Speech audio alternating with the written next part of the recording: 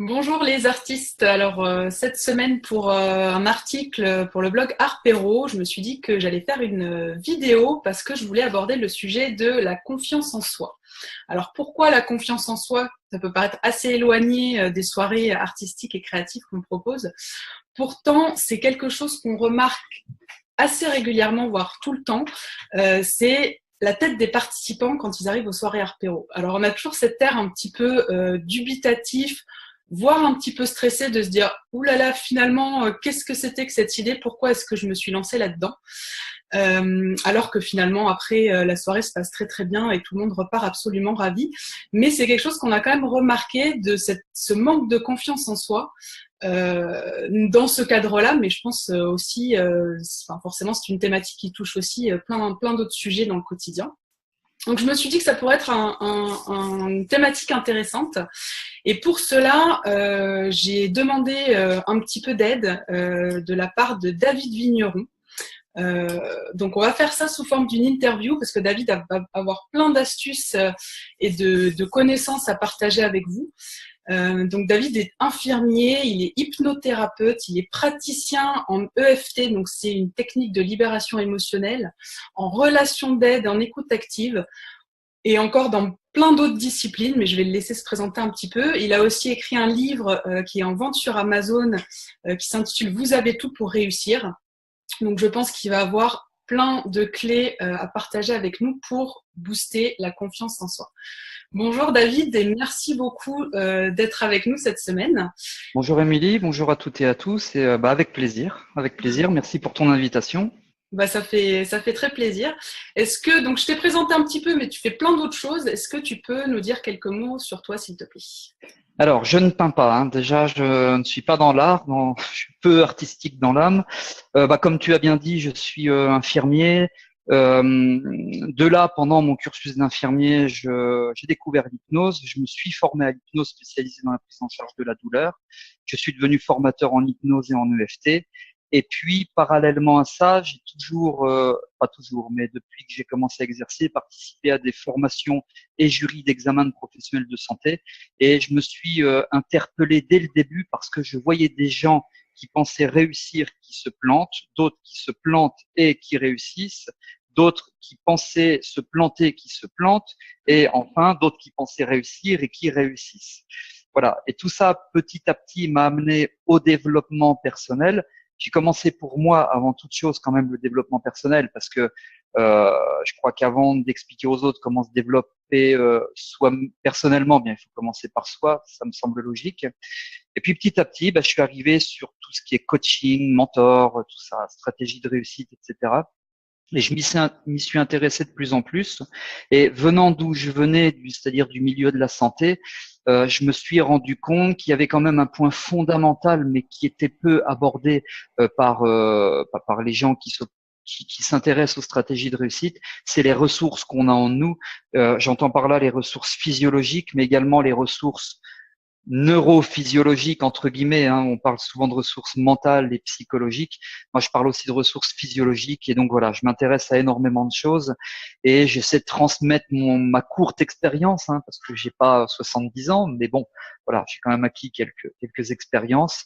Et voilà, en gros, pour ma présentation, voilà, je fais beaucoup de choses, mais j'essaie de me focaliser quand même sur l'essentiel.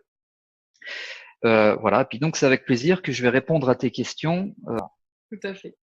Alors, écoute, la première question, c'est tout simplement, à ton avis, pourquoi est-ce que la confiance en soi nous fait souvent cruellement défaut? Alors, nous, dans le cadre d'Harpero, pour tout ce qui touche à l'art et à la création, mais aussi plus largement, d'où vient ce mal? Alors, d'abord, je crois que le mal vient de nous. Ce mal, puisque tu parles de mal, alors c'est pas forcément un mal, hein, mais ça vient de nous parce que je pense qu'on cultive énormément ce qu'on appelle les croyances limitantes, donc qui nous limitent, qui viennent de nous. Ok, on peut être influencé par l'extérieur parce que durant toute notre enfance, on nous a dit t'es mauvais, t'es nul, t'as eu 4 sur 20, etc. D'accord, mais en tout cas, c'est nous qui avons choisi d'entretenir ces croyances limitantes. Je vais reparler tout à l'heure de ces notions de choix à un moment ou un autre parce que c'est important d'en parler. Il y a aussi des croyances dynamisantes, il faut les garder, mais déjà ce qui empêche d'acquérir une bonne confiance en soi, je pense, c'est déjà les croyances limitantes. les croyances limitantes, c'est notre réalité intérieure. Je précise que c'est pas forcément la réalité extérieure. Parce que si j'ai l'impression de peindre mal un tableau que tu m'offrirais, que tu me ferais peindre lors d'un apéro, peut-être que toi tu vas le trouver bien ou toi pas bien, d'autres vont le trouver bien, puis que moi je vais trouver qu'il est moche. Donc c'est une réalité intérieure, mais pas extérieure. La deuxième chose, c'est éventuellement des expériences du passé qu'on pourrait vivre comme étant traumatisantes. Je parlais de psychotraumatisme, c'est un petit peu fort comme terme, hein, donc on n'est pas dans un état de stress post-traumatique, bien sûr, mais par exemple, je vais illustrer avec quelque chose qui peut-être vous parle, hein, ou Émilie, je ne sais pas combien de fois tu as passé le permis de conduire, 2 fois, voilà. Alors peut-être que la deuxième fois où tu l'as passé, tu t'es dit ça va être compliqué, j'ai déjà raté une fois. Puis imaginez-vous quelqu'un qui le passe la 5e fois, bah, j'ai raté une fois, 2 fois, 3 fois, je suis nul, je n'y arriverai pas, etc. Et c'est lié à une expérience du passé qui a mal été vécue, qui s'est pas passée comme on l'aurait espéré. Et donc forcément, pour cultiver une bonne confiance en soi, vous l'avez compris, c'est pas forcément évident. Je poursuis avec tout ce qui est la zone de confort. Alors la zone de confort, comme son nom l'indique, c'est une espèce de bulle de confort.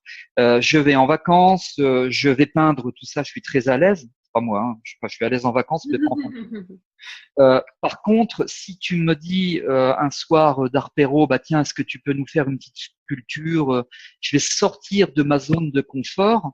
C'est là que se trouve l'atteinte des objectifs, etc. Mais je vais pas être en situation de confiance parce que je sors de la zone de confort. Et il se trouve que j'ai jamais sculpté de ma vie. Et forcément, quand on sort de la zone de confort, ça devient inconfortable. On parle donc de zone d'inconfort. Et il y a 2 chercheurs américains qui se sont beaucoup intéressés au stress il y a maintenant quelques années. C'est Holmes et Rae qui démontrent que ils ont étudié une échelle du stress des stresseurs, tous les éléments qui stressent. Ils ont placé tout en haut de l'échelle, évidemment, tout ce qui est deuil, accidentel ou pas, mais les décès, et tout en bas, les choses comme Noël, anniversaire, etc. Voilà, donc ça va du Noël qui est stressant au deuil, et bien sûr, le deuil, c'est très stressant. Tout ça pour faire le lien avec la sortie de zone de confort et le manque de confiance en soi qu'on pourrait entretenir. Quand on sort de notre zone de confort, c'est un changement, et Holmes et Rae explique que le changement, c'est un stresseur, un gros stresseur chez l'homme, enfin chez la femme aussi, hein, quand je dis chez l'homme, c'est avec un grand H, et en tout cas, changer, ça stresse. Et du coup, on peut retrouver des résistances au changement à cause de bénéfices secondaires. Je ne vais pas rentrer dans tous ces détails-là, parce que après, je vais passer énormément de temps. Donc le changement fait peur, et donc forcément, on manque de confiance en soi quand on sort de sa zone de confort. Pourtant, je vous conseille de sortir de votre zone de confort, sinon vous allez stagner, et c'est l'immobilisme. Vous avez aussi le fait que moi, j'ai pas confiance en moi, par exemple, si je dois, j'en sais rien, faire du roller. Enfin, j'en ai déjà fait, mais je vais prendre l'exemple du roller. Tout simplement parce que j'ai jamais appris réellement à faire du roller. Alors, j'ai déjà appris avec des copains, des copines, etc. D'accord, mais j'ai jamais appris avec un moniteur. C'est quand même différent que de se dire, voilà, je me paye une semaine où j'apprends vraiment le roller pour maîtriser et éviter de tomber. Donc, quand on n'apprend pas quelque chose, eh bien, forcément, on va manquer de confiance en soi. Et je vais finir par ce point-là qui est primordial parce que c'est le 3e facteur de risque cardiovasculaire. Je ne vais pas vous dire qu'il faut arrêter de fumer, enfin, même si je vous conseille pas de continuer à fumer, mais peu importe. C'est le stress. Je crois que quand on intervient sur une problématique de problème de confiance en soi, ce serait une erreur de travailler que sur la confiance en soi. D'abord parce que éventuellement je peux avoir un traumatisme parce que j'ai raté 4 fois mon permis de conduire et on sait que les psychotraumatismes laissent des traces. Et ensuite parce que si je suis stressé et qu'on ne travaille que sur la confiance en soi, eh bien on tape à côté de la cible et peut-être qu'on sera efficace, mais on sera efficace qu'à 20% et pas seulement et pas à 100% parce que l'idéal c'est d'arriver avec 98% de confiance en soi. Je dis pas 100% parce qu'on n'est jamais totalement confiant, mais voilà. Donc le stress, vraiment, il faut travailler dessus. Il y a plein de méthodes qui existent. On peut faire une interview de 2h30, on rajoute le stress, mais ça va faire un petit peu long. Mais c'est vraiment fondamental, c'est vraiment primordial. Si c'était ma première visioconférence, bon, ce qui n'est pas le cas, mais si c'est la première, j'ai jamais appris à parler en public et en plus je stresse et en plus la dernière fois que j'ai fait ça s'est mal passé, bah, on pourrait aisément imaginer à quel point ce serait très compliqué pour moi de prendre la parole en public, enfin devant une webcam, là, parce que je suis devant une webcam et puis devant Émilie, que je vois sur l'écran, mais ça serait très compliqué. Donc, on peut aisément imaginer à quel point la confiance en moi serait rapidement dégradée, quoi. Voilà. Oui, tout à fait. Ça répond à la question, c'est bien? Oui, oui, c'est Bon. très bien, merci Okay. David. Effectivement, c'est ce que la partie stress est assez importante parce que moi, je reviens toujours dans le cadre des soirées parce que c'est là où j'ai le plus d'expérience et c'est là où j'ai pu voir le plus de choses. Mais ce côté manque de confiance s'atténue beaucoup justement pendant la séance parce que le fait de faire une activité manuelle et artistique va complètement permettre de lâcher prise et de se libérer le cerveau, ce qui fait que le stress retombe pas instantanément, mais assez rapidement. Et donc, c'est là où, effectivement, après, les participants en soirée vont avoir plus cette tendance à prendre confiance en eux et du coup à prendre plaisir et à rentrer dans un cercle vertueux. Donc, oui, absolument. Puis juste un tout petit truc sur le stress. Le stress, il n'est pas que dans la tête. Alors, il est dans la tête dans la mesure où c'est la perception que je me fais de l'environnement. Si toi je te demande de peindre un tableau, tu seras pas beaucoup moins stressé que moi. Pourtant, on doit peindre le même tableau, on a la même consigne. Ok, c'est mental, tout ça on le sait, d'accord. Mais il est aussi, et ça on le sait moins, le stress c'est physiologique. C'est-à-dire que on a des sécrétions d'hormones qu'on appelle adrénaline et cortisol. Alors, il y a des différences entre les deux, peu importe, on s'en fout, mais en tout cas, le cortisol, c'est assez connu dans le stress. Ça va dégrader certaines fonctions cérébrales. Ça veut dire que, par exemple, si vous êtes dans de la mémorisation, vous êtes dans de la confiance en vous, etc., il y a des zones du cerveau qui gèrent tout ça et vous mettez du cortisol dans le cerveau. Enfin, ça se passe pas tout à fait comme ça. Puis en plus, c'est pas vous qui décidez de mettre du cortisol, mais vous allez minimiser vos performances en termes de mémorisation, d'apprentissage, etc. Voilà. Donc le stress, effectivement, ça peut nuire grandement à la confiance en soi. Ça, c'est sûr à 2000%. Absolument, c'est une vérité absolue. Ok. Bon, bah c'est bien. Donc, on a déjà une bonne idée de d'où vient ce manque de confiance en soi. Maintenant, on va passer à booster la confiance en soi. Donc, j'avais lu dans ton livre que tout commence grâce à une décision. Donc, je te cite. Est-ce que finalement, la première étape pour booster la confiance en soi, ça va être ça aussi, c'est-à-dire prendre une décision? Alors, bah absolument. Parce que si si vous manquez de confiance, qu'est-ce qui va se passer? Vous allez rester dans votre zone de confort. Vous n'allez donc pas dans la zone d'inconfort. Et je vous rappelle que c'est dans la zone d'inconfort que se trouve votre évolution, l'atteinte de votre objectif, le développement personnel, etc. Ok. Et donc, vous allez cultiver l'immobilisme. Vous stagnez, vous êtes immobile, etc. D'ailleurs, la médecine chinoise, depuis 5000 ans, nous dit que l'immobilisme, c'est pas trop bon. Et donc, moins vous avez confiance en vous, plus vous êtes dans l'immobilisme. Et plus vous êtes dans l'immobilisme, et moins vous avez confiance en vous. Et en fait, vous voyez, vous avez un espèce de cercle vicieux comme ça, vous installez en vous un schéma, et même d'une façon inconsciente. Et c'est là où c'est problématique, parce que toutes ces histoires d'inconscient, on en parle beaucoup, mais l'inconscient, il vous rend pas toujours service. Dans ce cadre-là, il vous rend pas service. Il nous rend beaucoup de service quand même. Hein. Voilà, faut pas généraliser, mais dans ce cadre-là, il rend pas beaucoup de service. Et donc, manque de confiance, immobilisme, immobilisme, manque de confiance, et vous intégrez ce schéma pleinement, inconsciemment, et ça fait peut-être des années, voire des dizaines d'années que ça dure. Et pour casser ce schéma, pour rompre ce schéma, eh bien, il faut provoquer ce qu'on appelle une rupture de pattern. Alors, il y a peut-être des gens qui écoutent, qui font de l'hypnose. Les ruptures de pattern, c'est très hypnotique. On utilise beaucoup ça en hypnose. C'est-à-dire qu'on va rompre le schéma. Considérez que le pattern, c'est un schéma. C'est-à-dire qu'on va sortir de ce fameux cercle vicieux. Et pour sortir de ce cercle vicieux, il va falloir prendre une décision. Ça veut dire que si demain tu m'invites à Arpéro, au niveau apéro, je serai relativement, ça va aller. Par contre, au niveau art, ça sera plus compliqué. Bah, il va falloir que je prenne la décision. Si je veux acquérir davantage de confiance, peut-être que tu m'expliques comment on peint, voilà, où je prenne des cours avec un prof là où j'habite, ou je sais pas quoi, etc. Donc, je vais prendre cette décision. Pourquoi prendre une décision? Parce que la décision précède l'action. Et il faut bien garder ça en tête. Votre décision doit précéder l'action. Si vous prenez une décision, vous savez, c'est au 1er janvier, hein, les trucs, je vais arrêter de fumer, je vais arrêter de conduire vite, enfin, des bonnes résolutions. Voilà, qui sont pas très souvent tenues. Enfin, ça dépend des gens. Je les tiens pas toutes, moi, en tout cas, personnellement. Et que derrière, vous mettez pas en œuvre ce que vous avez décidé, ça sert à rien du tout. Donc la décision, effectivement, c'est vraiment la prise de décision, la première alternative, la première action finalement à mettre en œuvre. Donc décision, action. Et puis, vous savez, pour la confiance en soi, après, vous pouvez très bien, en plus de ce que je vous dis, mais là, disons qu'on serait à un stade supérieur où éventuellement il y aurait des psychotraumatismes, des choses comme ça, rentrer en contact avec quelqu'un qui va pouvoir vous aider, quelqu'un de formé qui est dans la thérapie et qui va pouvoir éventuellement soulever la pierre sous laquelle se cache un nid de serpent et découvrir d'où ça pourrait venir éventuellement. Parce qu'on n'identifie pas toujours la cause. Donc voilà, donc pour répondre à ta question, est-ce que prendre une décision, c'est la première étape pour acquérir davantage de confiance en soi? Je réponds oui, un grand oui, un grand oui. D'accord.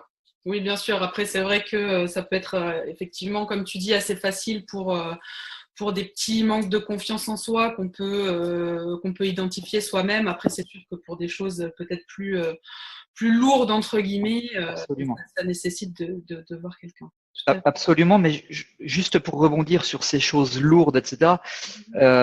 Attention, c'est 10% des cas, hein, c'est pas quelque chose de très fréquent. Au bout d'un moment, avoir confiance en soi, sortir de sa zone de confort, décider et passer à l'action, c'est un choix aussi. Avoir confiance en moi, c'est un choix. C'est vrai, 9 fois sur 10. Bon, je mets de côté les psychotraumatismes, les choses un petit peu pathologiques, entre guillemets, etc. Mais avant tout, c'est un choix. Et vraiment, ce que je voudrais vous dire, peut-être qu'on sort un tout petit peu du sujet, mais c'est que vous avez un potentiel. J'ai un potentiel. Émilie, tu as un potentiel. Enfin, tout le monde a un potentiel.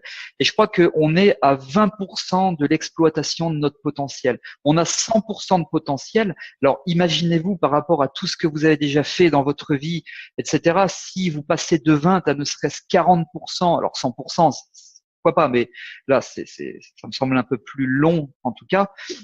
Tout ce que vous pourriez faire, c'est vraiment une histoire de choix, une histoire de passage à l'action. Et un tout dernier truc, puis après je te redonne la parole, parce que sinon moi, je peux en parler des heures.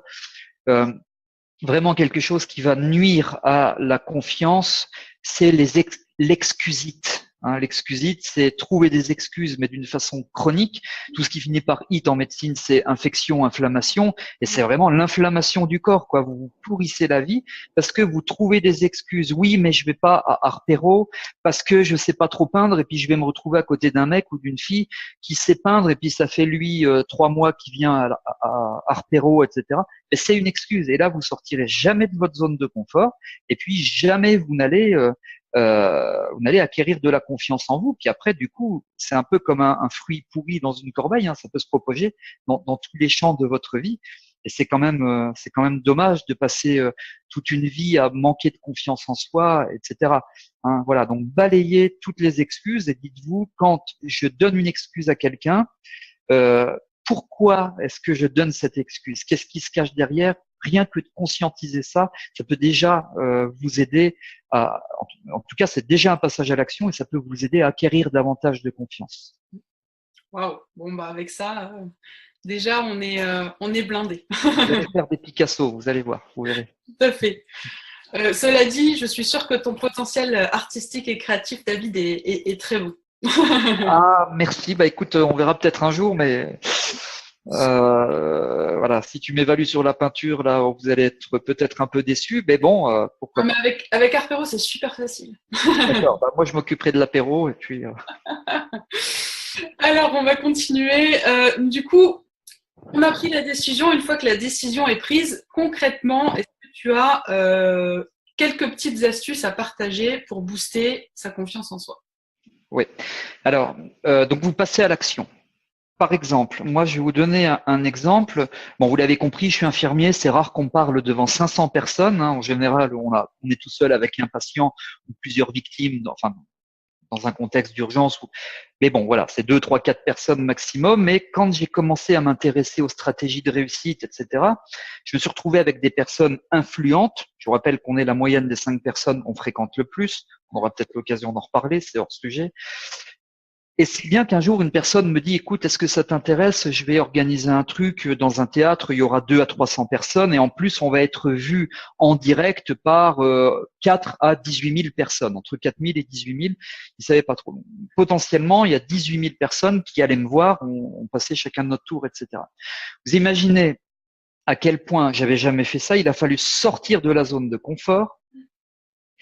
J'étais avec des gens qui étaient ultra connus dans leur milieu. 18 000 personnes, etc. Donc, en fait, qu'est-ce que j'ai fait? J'ai utilisé plusieurs petits trucs et je vais vous donner. Le premier truc, c'est assez américain. C'est très américain. Alors, je vais vous donner ce que disent les Anglais et je m'excuse pour l'anglais parce que là, je suis peu sorti de ma zone de confort. J'ai arrêté l'anglais quand j'étais en terminale. Donc, ça fait pas longtemps, hein, mais bon, hein, voilà. Ils disent fake it until you make it. Ça veut dire il n'y a pas de traduction littérale, mais en gros, fais comme si, et puis le naturel va s'imprégner en toi. Eh bien, quand je suis arrivé sur la scène devant ces 200 personnes et puis devant les caméras, il y avait 3 caméras pour diffuser ça sur Internet. Au début, les 30 premières secondes, premières minutes, j'ai plus trop de souvenirs précis au niveau du temps. J'ai fait comme si j'étais à l'aise. Et on rompt le schéma. J'ai fait comme si j'étais à l'aise. J'ai vu que les gens qui étaient devant moi avaient l'impression que j'étais à l'aise, alors que c'était faux. Et comme je voyais que eux avaient l'impression que j'étais à l'aise, moi j'ai du coup acquéri une vraie aisance qui n'était plus dans le faire semblant. Voilà. Vous voyez, au début, vous pouvez commencer comme ça.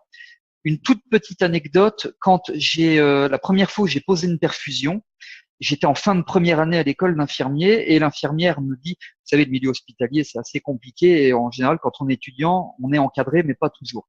J'étais dans un long séjour avec des personnes âgées. Elle me dit, va poser une perfusion chez Madame Intel et je te préviens, elle est difficile à piquer. Puis les personnes âgées, les veines sont compliquées à trouver, mais ça, je le savais. J'arrive dans la chambre et c'est écrit David Vigneron, élève infirmier. C'est-à-dire, on est catalogué comme élève, on apprend, donc on se plante. Et la dame me dit, ah bah vous allez me poser la perfusion, en plus vous êtes élève, vous allez vous planter parce que personne n'arrive à me planter, même les infirmiers, personne n'arrive à piquer, même les infirmières diplômées. Et j'ai fait comme si. Alors j'ai menti, ok, j'ai dit non madame, je sors d'un stage aux urgences SAMU, je piquais 40 fois par jour, donc c'était faux, j'étais en fin de première année, j'avais jamais perfé de ma vie. Et voilà, la dame a eu confiance parce qu'elle pensait vraiment que j'avais piqué 40 fois par jour un mois avant, etc. Voyant qu'elle avait confiance, elle ne tremblait pas, elle n'avait pas peur, je l'ai senti se détendre. Je me suis détendu, j'ai piqué, j'étais dans la veine, parce que piquer c'est facile, être dans la veine c'est plus compliqué. Et voilà, donc objectif atteint, c'était ma première pose de perfusion sur une dame difficile à piquer. Et la dame me dit, vous, ça se voit que c'est pas la première fois que vous perfez, et c'était la première fois que je perfais, donc j'ai fait comme si. Vous voyez, donc voilà, faites comme si, faites semblant, et puis à un moment donné, vous allez vous conditionner, plutôt vous auto-conditionner, et ça va devenir entre guillemets naturel. C'est des choses simples. Autre chose que je peux vous donner, c'est très simple, hein, j'invente rien. J'ai extrait ça d'une chanson de John Lennon, pour moi la plus belle chanson au monde, mais après chacun se fait son idée. C'est Imagine, et à un moment donné, il dit It's easy if you try, c'est-à-dire c'est facile si tu essayes. Si vous n'essayez pas, si vous n'osez pas, vous êtes dans l'immobilisme, vous êtes dans votre zone de confort, vous ne sortez pas de la zone de confort, et donc vous cultivez le manque de confiance en vous. It's easy if you try. If you try. Je ferai de l'anglais, promis, la prochaine fois avant de. Pas de souci. Je sortirai de la zone de confort. On comprend et on suit tout. Jusque-là, c'est super. Ok, très bien, parce que je parle bien français quand même. Donc voilà. Troisièmement, je voulais aussi préciser que vous avez toujours la voix intérieure. Vous savez, on se dit, pendant que toi, Émilie, tu me parles, pendant que vous écoutez, pendant que je parle, on pense, c'est les pensées. Moi, je me dis, attention, il faut que je parle plus vite, que je parle plus rapidement, je vais me planter, je vais réussir, etc. Et votre voix intérieure, elle conditionne votre réalité intérieure qui conditionne la réalité extérieure. Si je me dis, je suis nul, j'y arriverai pas, je vais me planter, etc., etc. C'est des autosuggestions qui deviennent votre réalité. Tout ce que l'on croit devient notre réalité. Et vous cultivez en fait vous-même votre manque de confiance en vous. C'est en ça que je disais tout à l'heure, notamment le manque de confiance ou la confiance en soi, c'est un choix. Si maintenant je me dis je vais réussir, c'est ok, c'est facile. Je suis le meilleur. Vous voyez, il faut pas hésiter à utiliser des superlatifs. Je gère. On m'apprécie, enfin, etc. Voilà, des autosuggestions, mais plutôt positives. C'est-à-dire, on reprend le contrôle de notre petite voix intérieure. Enfin, moi, je la place dans la tête. Vous la placez où vous voulez dans le corps. Bon, après, ça n'a pas d'importance. Faites comme vous le sentez. Vous avez la possibilité de reprendre la maîtrise de vous-même, de reprendre le contrôle de vous-même. Et là, ça va commencer à tout changer. J'invente rien du tout. C'est Émile Coué qui dit ça. Alors, ça n'a rien à voir avec la méthode Coué TF1. Là, voilà. C'est Émile Coué, le papa de l'autosuggestion au 19e siècle, à l'école de Nancy, tout ça. Je vous passe ces détails. Vous trouverez plein de choses sur le net. C'est vraiment très intéressant. Mais vous voyez, si il n'y a pas très longtemps, j'étais dans une école d'infirmière et une étudiante me dit, je suis désolé, je reprends ces mots, et elle me dit, je suis une merde, j'y arriverai pas, etc. J'ai en fait, si tu n'y arrives pas, c'est de ta faute, parce que tu te dis, je suis une merde, etc. Tu ne gères pas le stress, et du coup, tu manques de confiance en toi. Alors, je suis peut-être un peu dur en disant ça, mais c'est pas en disant oui, ça va aller, etc. Bien non, sors de ça, romps le pattern, et non, je réussis, j'optimise mes chances de réussite, je mobilise mes ressources, j'ai confiance en moi de plus en plus, etc. Et ça peut passer tout simplement lorsque vous allez au lit le soir, vous êtes dans le lit, vous êtes dans un état intermédiaire entre la veille et le sommeil. C'est un état alpha, c'est l'idéal pour vous faire des autosuggestions. Je suis bon, tout se passe bien, je réussis, j'ai confiance en moi, etc. Donc profitez de votre voix intérieure, reprenez le contrôle pour vous donner des autosuggestions. Et je finis juste sur un dernier point pour la confiance en soi. Quand vous avez une épreuve, un examen, un concours, un oral, permis de conduire, je sais pas quoi, etc. Dans votre tête, on a un fabuleux pouvoir, et tout le monde, je dis bien tout le monde à 100%, si vous avez un cerveau, donc a priori, je pense que voilà, c'est à 100%. C'est le pouvoir de l'imagination, la créativité. Créativité, ça vous parle bien, puisque vous êtes créatif dans les arts en général, c'est quand même la créativité. C'est l'imagination. Eh bien, imaginez-vous réussir avec un maximum de détails, mais vous êtes vraiment dans la réussite, vous êtes dans l'acceptation, vous êtes dans la confiance en vous, et associez-y les émotions qui vont avec la confiance en vous. Je suis fier, je ressens de la gratitude, je suis heureux parce que sur Harpero, Émilie ou les autres animateurs ou animatrices me font un sourire et je vois bien qu'ils sont contents. Je réussis à peindre, vous voyez, avec tous les détails. Donc, mobilisez votre imagination, et encore une fois, tout ce que vous allez croire va devenir votre réalité. Vous combinez les émotions et vous visualisez. C'est un peu Alice au pays des merveilles, et c'est ça justement. Vous vous visualisez en train de réussir et en train d'avoir confiance en vous et de ressentir cette confiance en vous. Ok. Waouh, c'est vraiment super. Donc finalement, on a, en fait, tu viens de nous faire là tout un beau chemin qu'on n'a plus qu'à emprunter pour booster la confiance en soi. Alors du coup, si je reprends brièvement sur les mots-clés, d'abord, on prend la décision Oui. pour pas rester dans l'immobilisme, pour voilà, décider de changer et puis de booster sa confiance en soi. Et ensuite, à partir de là, il y a tous les outils que tu nous as donnés.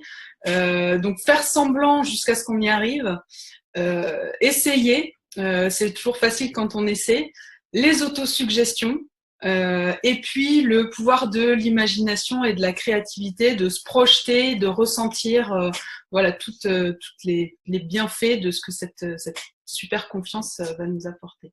Ouais, absolument, tu as bien résumé. Je mets juste un tout petit bémol par rapport à essayer. It's easy, if you try donc John Lennon. Ok, mais balayez de votre esprit le mot essayer. La citation est super pour illustrer, je reviens pas dessus. Mais ne dites pas je vais essayer, mais je réussis. Je vais y arriver. Voilà, je réussis, j'y arrive, etc. Parce que dans essayer, il y a j'essaie, mais le résultat, en tout cas dans ma tête, n'est pas garanti. Vous voulez pas ou réussir ou pas réussir, quoi. Réussir ou échouer. Pour vous, il n'y a qu'une alternative, c'est vous réussissez, vous avez confiance en vous. Donc c'est pas je vais essayer d'avoir confiance en moi, c'est j'ai confiance en moi. Vous voyez? Mais c'est vrai que du coup, une des premières étapes avant ça, il faut prendre la décision, essayer, et puis après balayer le terme essayer et réussir, avoir confiance en soi, etc.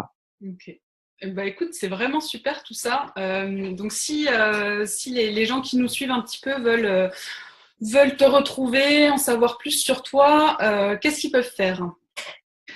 Bah, je laisse un lien s'ils veulent télécharger l'e-book qui est un extrait du livre dont tu parlais au tout début. Vous avez tout pour réussir, parce qu'en plus c'est vrai, vous avez vraiment tout pour réussir, mais il faut se bouger. Ils peuvent télécharger gratuitement le PDF.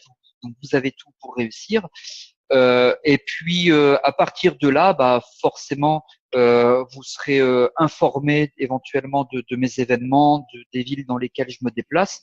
Vous pouvez vous désabonner hein, si vous recevez trop de mails. Enfin, en général, c'est un par semaine et encore, vous désabonner. Mais voilà, ça permet de se rencontrer. Et j'hésite jamais quand je suis en déplacement, à envoyer un petit mail. Je dis voilà, je suis à Paris, je suis à Annecy, je suis je sais pas où. Si ça vous dit, on se rencontre, on va boire un café. Bon, après, il faut pas être 50, ça fait un peu beaucoup. J'ai fait ça à Paris il y a pas longtemps, on était près de 60, mais ça fait, voilà, il faut beaucoup de café, mais voilà, c'est toujours un plaisir de rencontrer des gens. Et je peux vous inciter à lire le livre, déjà commencer par l'e-book. Vous avez tout pour réussir, c'est déjà un bon début. Et puis à passer à l'action. Voilà. Super. Bah écoute David, merci beaucoup vraiment pour toutes ces astuces. C'était Merci à toi. de pouvoir t'avoir.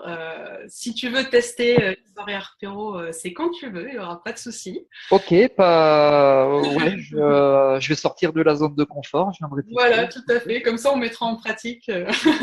Exactement. Ouais, ouais. Bon, je garantis pas le résultat de mes tableaux. Enfin, je pense que, je sais pas si vous faites que Mais des nous, on tableaux. le garantit. Ah, d'accord. Ah, bah, c'est bon. Donc, c'est bon. Je suis dans la zone de confort. C'est OK. Voilà, c'est une zone d'inconfort relativement confortable qu'on propose. Ouais, ouais, ouais. Mais je vais passer d'une zone d'inconfort à une zone de confort. Alors, donc, ça me rassure. Tout à fait. Bah écoute, merci beaucoup en tout cas pour ce temps et puis pour toutes tes Merci à toi.